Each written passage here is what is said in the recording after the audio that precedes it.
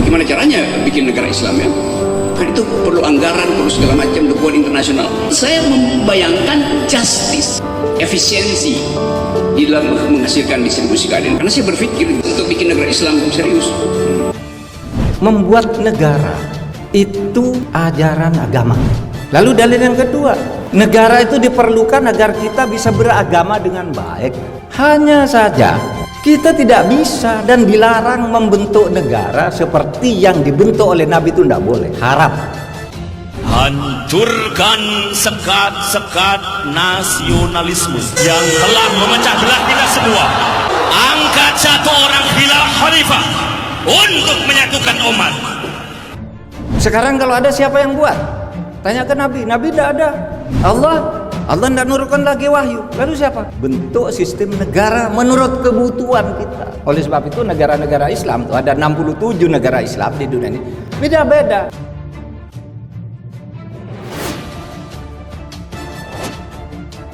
Saya beraspirasi untuk bikin negara Islam serius. Karena bagi saya negara Islam keadilannya lebih mudah dibayangkan daripada negara Pancasila. Negara yang dibentuk oleh Nabi itu sumber hukumnya Allah dan Nabi. Kalau ada apa-apa, ini hukumnya turun dari Allah. Ada peristiwa sesuatu, Nabi yang memutuskan, ini hukumnya. Nah sekarang tidak ada lagi Nabi. Oleh sebab itu sistem yang sekarang dibentuk tidak boleh seperti Nabi. Anda mau bilang ini melakukan ini nggak mungkin, ya bakal begini, ini bakal begini, ini bakal kayak begini, ini bakal, terserah Anda. Yang nggak bisa Anda lakukan adalah Anda menghapus itu daripada kitab-kitab para ulama yang mengerti dan berkembang bersama sejarah Indonesia, bukan bersama orang-orang yang baru datang belajar agama lalu maksa-maksakan orang. Dia tidak ngerti perjalanan sejarah, tidak ngerti sunan, tidak ngerti wali songo, tidak ngerti betapa pendekatan budaya itu penting, lalu salah ekstrim, hantam dan sebagainya. Saya menantang untuk debat konsepsi mengelola negara, konsepsi mengatur negara dalam perspektif demokrasi dan dalam perspektif khilafah Islam yang dipahami umat Islam dan kaum muslimin. Kita bisa berdebat kapan saja. Saya ingin tahu di mana dasarnya khilafah itu sebagai sistem. Kalau sebagai sebutan bagi pemimpin, iya. Oleh karena sebagai sistem tidak ada di dalam Quran dan hadis, maka khilafah itu seperti kata Pak Marsudi tadi bermacam-macam. Jadi kalau negara tadi menerapkan Islam secara kafah tentu ya, secara komprehensif, dan kedua negara tadi mengemban dakwah Islam, ya itulah khilafah. Hari ini apakah ada negara yang mengemban dakwah Islam? Ya nggak ada. Yang menerapkan Islam ya nggak ada. Makanya hari ini memang tidak ada khilafah. Dan saya memastikan bahwa Indonesia dengan sistem Pancasila ini adalah juga khilafah. Khilafah dalam arti sistem pemerintahan yang khas Indonesia, al-khilafah al-Indonesia kira-kira. Dan itu merupakan produk jitihad para ulama seperti ulama-ulama di negara lain. Anda mau protes apapun terserah, Anda mau kemudian debat apapun terserah, dengan satu atau dengan lain cara, khilafah pasti berdiri. Anda suka atau Anda tidak suka. Negara Pancasila ini, kalau dari sudut Islam, itu ibarat apa yang disebut oleh Nahdlatul Ulama itu Darul Mithaq, negara kesepakatan. Kesepakatan di dalam agama itu tidak boleh dilanggar. Muhammadiyah menyebut Darul Ahdi Wasyahadah, negara perjanjian dan persaksian, bahwa negara ini dibentuk bersama oleh berbagai pemeluk agama sehingga harus dipelihara bersama. Itu prinsipnya. Pikir pernyataan Mahfud MD tersebut membuat negara dengan sistem seperti Nabi itu haram hukumnya. Pernyataan tersebut disampaikan oleh Mahfud MD pada Minggu 3 April 2022. Menteri Koordinator Bidang Politik Hukum dan Keamanan Mahfud MD menyampaikan pernyataan itu dalam pidato ceramahnya di acara sholat tarawih di Masjid UGM, Sleman, Yogyakarta. Dalam ceramahnya pada saat sholat tarawih yang mengusung tema titik temu nasionalis Islam dan nasionalis sekuler dalam kehidupan bernegara, ia membahas mengenai pembangunan negara secara Islamiyah. Menteri Koordinator Bidang Politik Hukum dan Keamanan atau Menko Polhukam, Mahfud MD menyebutkan haram hukumnya mendirikan sebuah negara layaknya pada zaman Nabi Muhammad SAW.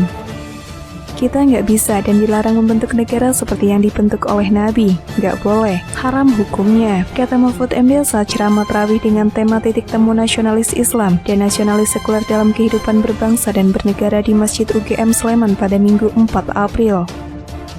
Membuat negara itu ajaran agama. Lalu dalil yang kedua, Negara itu diperlukan agar kita bisa beragama dengan baik. Hanya saja kita tidak bisa dan dilarang membentuk negara seperti yang dibentuk oleh Nabi, itu tidak boleh, haram. Mahfud mulanya menerangkan pembentukan sebuah agama dari perspektif Islam atau konstruksi fikihnya, bahwasanya memberikan sebuah negara adalah ajaran agama. Karena apa? Dulu Nabi membuat negara, tuturnya. Dalil kedua, menurut Mahfud negara diperlukan agar masyarakatnya bisa beragama dengan baik. Dalil yang dimaksud adalah malayatimul wajib illa bi fahuwa wajib. Jika suatu kewajiban tidak bisa kamu laksanakan, kalau tidak ada sesuatu yang lain, maka sesuatu yang lain itu wajib kamu buat. Jika kewajiban beribadah kepada Allah kamu tidak bisa melakukan dengan baik, kalau kamu nggak punya negara, maka mempunyai negara wajib hukumnya, paparnya. Oleh sebab itu pula, lanjut Mahfud, para ulama terdahulu membuat fatwa untuk terus memperjuangkan kemerdekaan demi diraihnya kebebasan dan kesempurnaan beragama, melalui dari beribadah, naik haji dan hak-hak lainnya. Lalu negaranya seperti apa? Kalau dalam hadis itu, kutinggalkan padamu dua hal yang manakala kamu pegang, kamu tak akan tersesat, yaitu Quran dan Sunnah hadis. Artinya karena Nabi membentuk negara, maka kita juga harus membentuk agama, itu ajaran Nabi. Imbuh Mahfud. Hanya saja kata Mahfud, membentuk negara seperti yang dilakukan Nabi kini tak lagi relevan. Karena negara yang dibentuk oleh Nabi sumber hukumnya Allah dan Nabi. Kalau ada apa-apa ini hukumnya dari Allah. Ada peristiwa sesuatu Nabi yang memutuskan ini hukumnya. Nah sekarang nggak ada lagi Nabi. Oleh sebab itu sistem yang sekarang dibentuk nggak boleh seperti Nabi. Urai Mahfud. Negara yang dibentuk oleh Nabi itu sumber hukumnya Allah dan Nabi. Kalau ada apa-apa ini hukumnya turun dari Allah. Ada peristiwa sesuatu, Nabi yang memutuskan ini hukumnya. Nah sekarang tidak ada lagi Nabi. Oleh sebab itu sistem yang sekarang dibentuk tidak boleh seperti Nabi. Kalau ada hal baru misalnya masalah perdagangan orang, masalah terorisme ITE, itu nggak ada dulu. Sekarang kalau ada siapa yang buat? Tanya ke Nabi, Nabi nggak ada. Allah nggak menurunkan lagi wahyu. Lalu siapa? Bentuk sistem negara menurut kebutuhan kita. Sambungnya.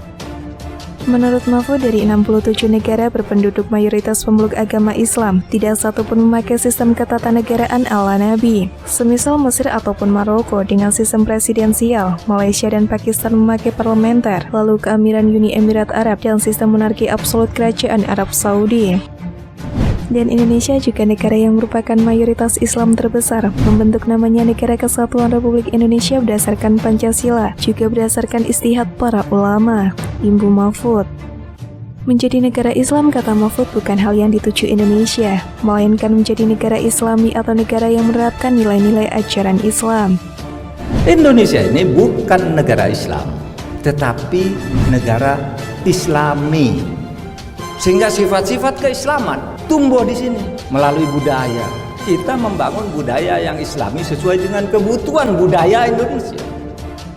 Oleh sebab itu saya katakan Indonesia ini bukan negara Islam, tapi negara Islami. Islam itu kata sifat, bukan nama. Sehingga sifat-sifat keislaman itu tumbuh di sini, melalui budaya, melalui wayang. Lebaran itu Islam, tapi ada nggak lebaran dalam ajaran agama Islam? Nggak ada, itu budaya. Itu ciptaan Sunan Bonang tapi jadi budaya sekarang ini, karena kita membangun budaya yang Islami, yang sesuai dengan kebutuhan budaya Indonesia. Pungkasnya.